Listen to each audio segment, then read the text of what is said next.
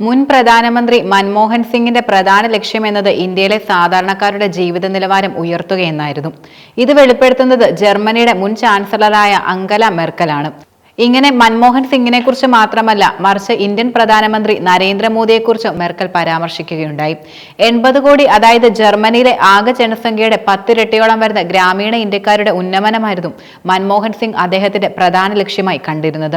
വികസ്വര രാജ്യങ്ങളുടെ പ്രശ്നങ്ങളിൽ ഞങ്ങളെപ്പോലുള്ള സമ്പന്ന രാജ്യങ്ങൾ താൽപര്യം കാണിക്കുമെന്ന പ്രതീക്ഷയും അദ്ദേഹം പങ്കുവച്ചിരുന്നുവെന്നാണ് മെർക്കൽ വെളിപ്പെടുത്തുന്നത്.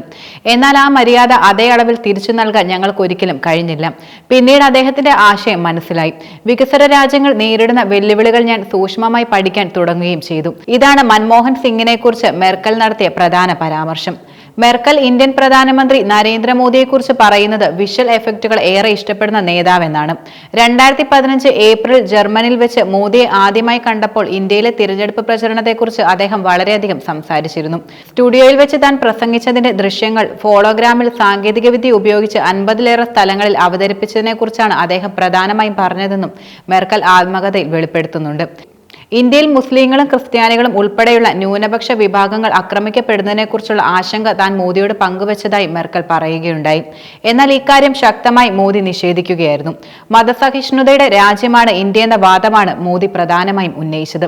നിർഭാഗ്യവശാൽ വസ്തുതകൾ പറയുന്നത് മറിച്ചാണെന്ന് മെർക്കൽ പറയുകയുണ്ടായി. ജനാധിപത്യത്തിന്റെ അവിഭാജ്യ ഘടകമാണ് മതസ്വാതന്ത്ര്യമെന്ന നിരീക്ഷണം ആത്മകഥയിൽ പങ്കുവച്ചിട്ടുണ്ട്.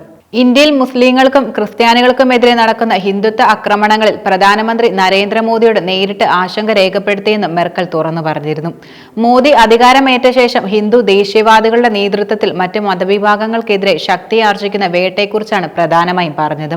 എന്നാൽ രാജ്യത്ത് ഇത്തരത്തിലുള്ള സംഭവങ്ങൾ നടക്കുന്നില്ലെന്ന് പറഞ്ഞ് മോദി ശക്തമായി അതിനെ തള്ളുകയാണ് ചെയ്തതെന്നും അവർ വെളിപ്പെടുത്തി. അടുത്തിടെ പുറത്തിറങ്ങിയ ആത്മകഥയിലാണ് മെർക്കൽ തന്റെ മനസ്സ് തുറന്നത്. ജർമ്മൻ ചാൻസലറായിരുന്ന കാലത്ത് ഇന്ത്യൻ പ്രധാനമന്ത്രിയായിരുന്ന മൻമോഹൻ സിംഗ്, നരേന്ദ്രമോദി എന്നിവരുമായി ബന്ധപ്പെട്ട ഓർമ്മകളാണ് അവർ പ്രധാനമായും ഓർത്തെടുത്തത്. സെർവിംഗ് ജർമ്മനി എന്ന ഭാഗത്തിൽ ലോക നേതാക്കളുമായുള്ള കൂടിക്കാഴ്ചകൾ വിവരിക്കുന്നതിനിടെയായിരുന്നു ഇന്ത്യയിലെ ന്യൂനപക്ഷ വേട്ടയെക്കുറിച്ചും അവർ സൂചിപ്പിച്ചത്. മോദി അധികാരമേറ്റ ശേഷം പ്രധാനമായും മുസ്ലിങ്ങളും ക്രിസ്ത്യാനികളും ഉൾപ്പെടുന്ന ഇതര മതവിഭാഗങ്ങൾക്കെതിരെ ഹിന്ദു ദേശീയവാദികളുടെ നേതൃത്വത്തിൽ വർദ്ധിച്ചുകൊണ്ടിരുന്ന ആക്രമണങ്ങളെക്കുറിച്ചും അദ്ദേഹത്തോട് മെർക്കൽ ആശങ്ക രേഖപ്പെടുത്തിയിരുന്നു. എന്നാൽ മോദി അത്തരം സംഭവങ്ങളെല്ലാം ശക്തമായി നിഷേധിച്ചു. ഇന്ത്യ എന്ന മതസഹിഷ്ണുതയുടെ നാടാണെന്നും ഇനിയും അങ്ങനെ തന്നെ ആയിരിക്കുമെന്നും മോദി പറഞ്ഞതായി പുസ്തകത്തിൽ മെർക്കൽ വെളിപ്പെടുത്തുകയും ചെയ്യുന്നുണ്ട്.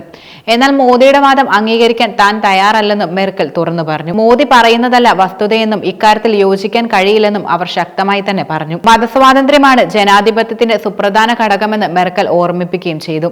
എന്നാൽ എല്ലായിടത്തും നിലനിൽക്കുന്ന ഉദ്യോഗസ്ഥ പ്രതിബന്ധങ്ങൾ മറികടന്ന് മോദി ഇന്ത്യയുടെ സമ്പദ്ഘടനയ്ക്ക് ഊർജ്ജം പകർന്നെന്ന അഭിപ്രായം അവർക്കിടയിൽ നിലനിൽക്കുന്നുണ്ട്.